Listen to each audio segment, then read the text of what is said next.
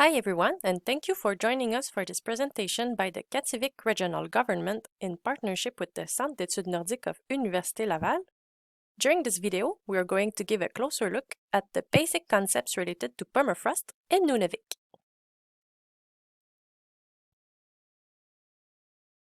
At the end of this short video, you'll be able to know what is permafrost, recognize different processes related to permafrost on the territory of Nunavik, what are the challenges posed by permafrost on land use planning, and where to find permafrost information, maps, reports, and data. It wasn't until about 1980 that the Arctic temperatures began to warm up in Canada. Now, the Northern Territory is warming faster than anywhere else, and Nunavik is no exception. But why is Nunavik particularly sensitive to climate change? The answer? It's because of permafrost.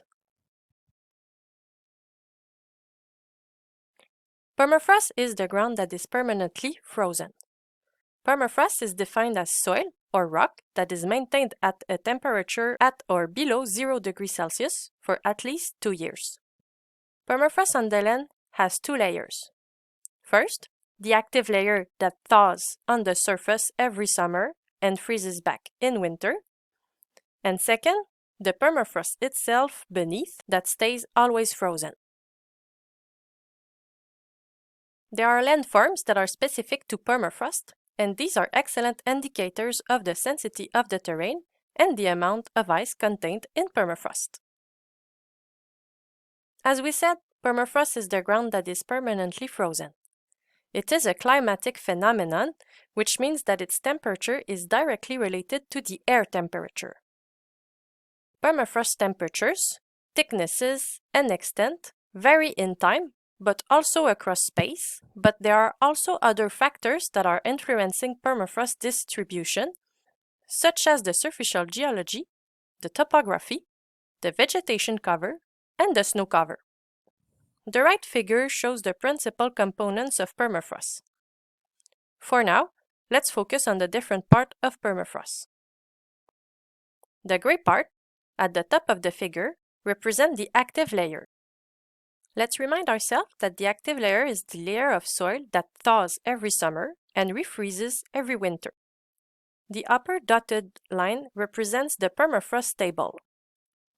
The permafrost table is the boundary between the active layer and the permafrost.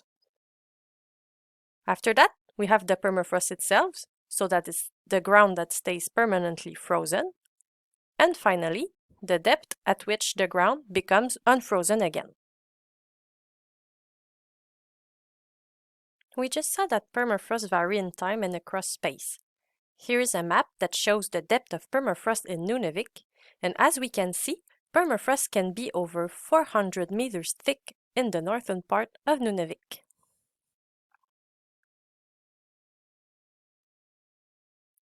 Five main permafrost zones have been identified in Nunavik.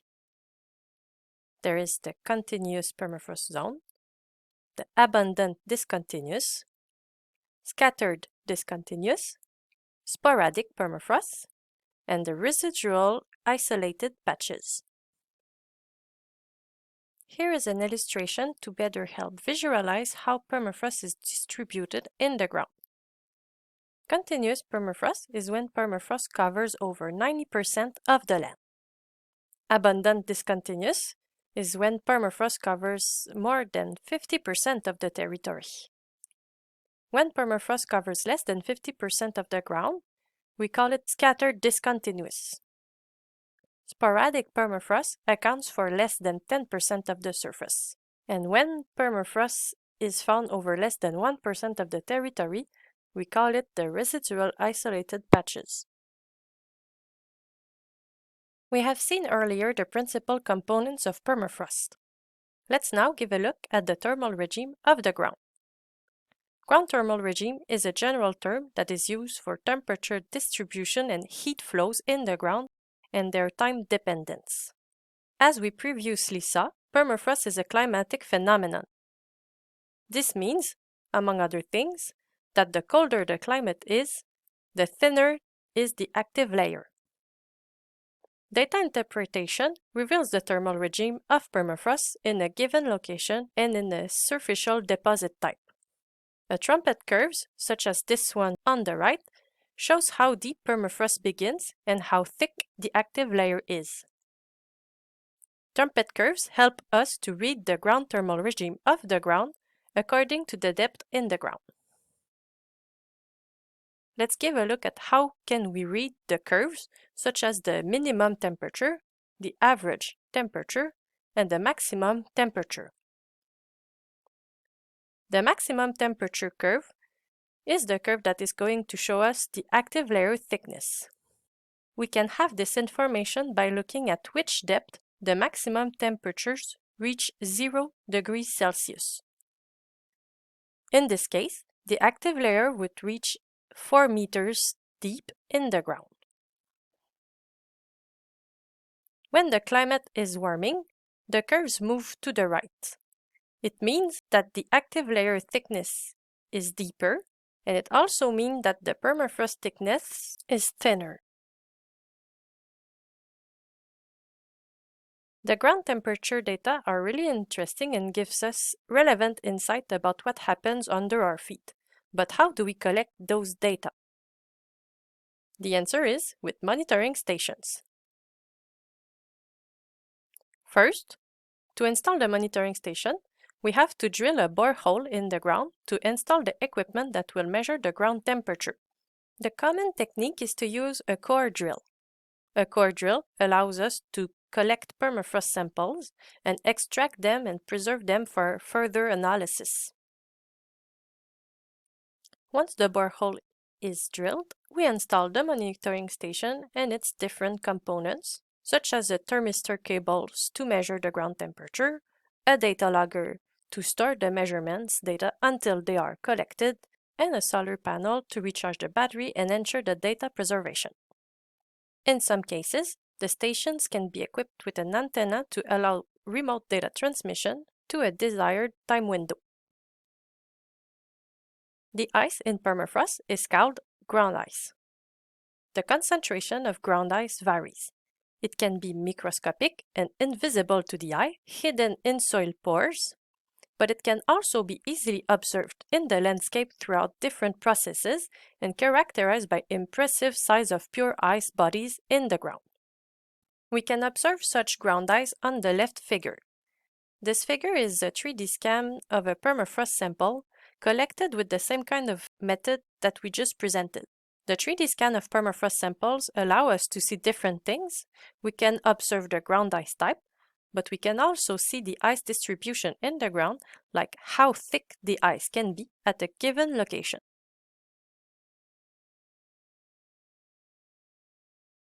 But how much ice is in the ground in Nunavik? Among the different maps that have been produced by the CEN, here is the ice content of the ground map that shows the gradient of ice in the ground from low to high.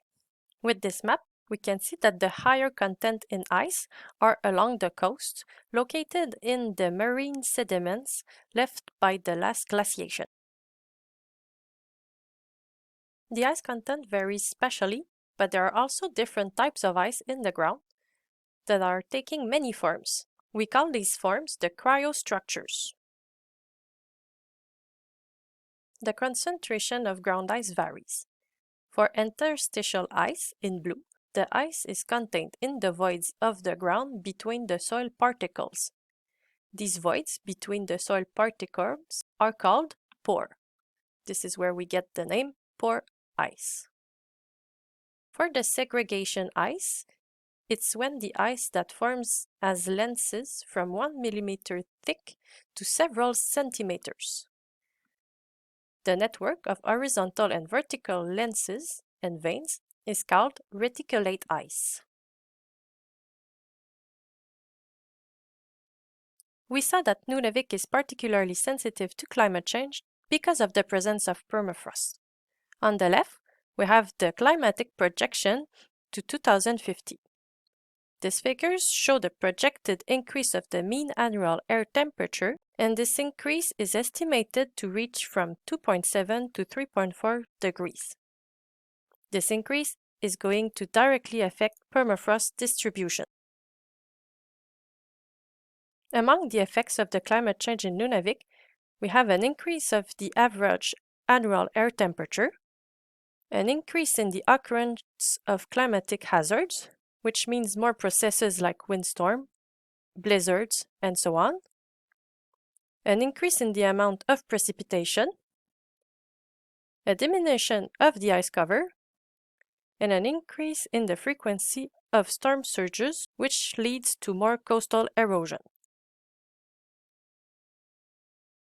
Here is some of the effect of climate change in Nunavik directly on permafrost. The climate change in Nunavik are going to bring more soil degradation, more thaw settlement due to the thawing of permafrost, an increase in frequency of processes like landslides and thermal erosion, a deepening of the active layer, and a diminution of the bearing capacity of the ground for infrastructure and buildings. There are 4 types of geomorphological processes that are observed in Nunavik around and in the villages. These 4 processes are the thaw settlement, the gelifluction, the thermal erosion, and landslides.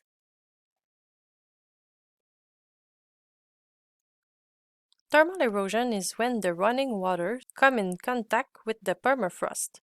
Therefore, it erodes the frozen soil. Quickly, ravines may deepen and widen, and thermal erosion is accentuated by the ruts of machinery and ATVs. We also have landslides, that is the rapid downslope movement of a mass of soil under the influence of gravity. Nunavik, the more common landslide type is active layer detachment failures.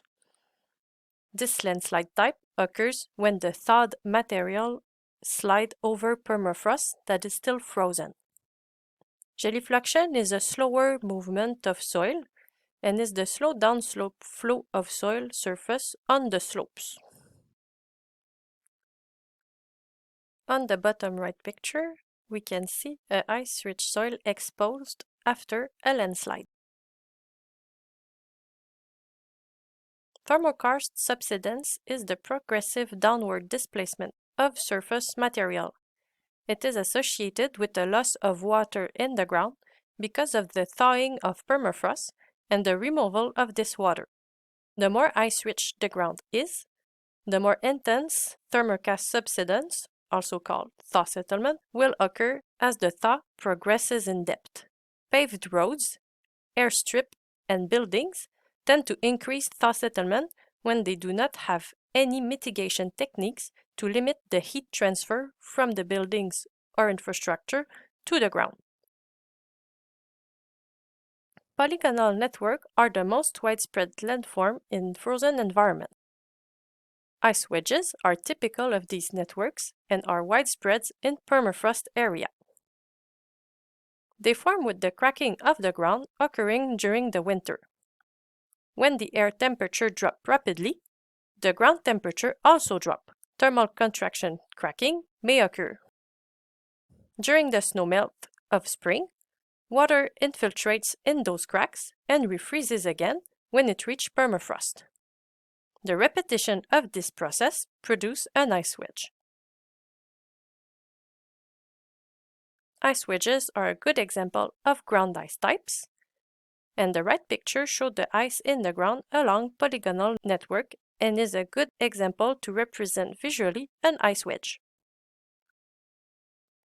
Climate change will have effects on the footprint, frequency, and intensity of natural hazards, but also on permafrost landform. If you want to learn more about these processes occurring in Nunavik and you haven't watched it already, you should watch Natural Hazards in Nunavik video. To learn more about permafrost processes, you can also visit the story map Discover Permafrost, learning the basic scientific concepts related to permafrost that have been produced by the Center for Northern Studies. To learn more about land use planning on permafrost, Watch the second video of Permafrost 101, Land Use Planning and Applications.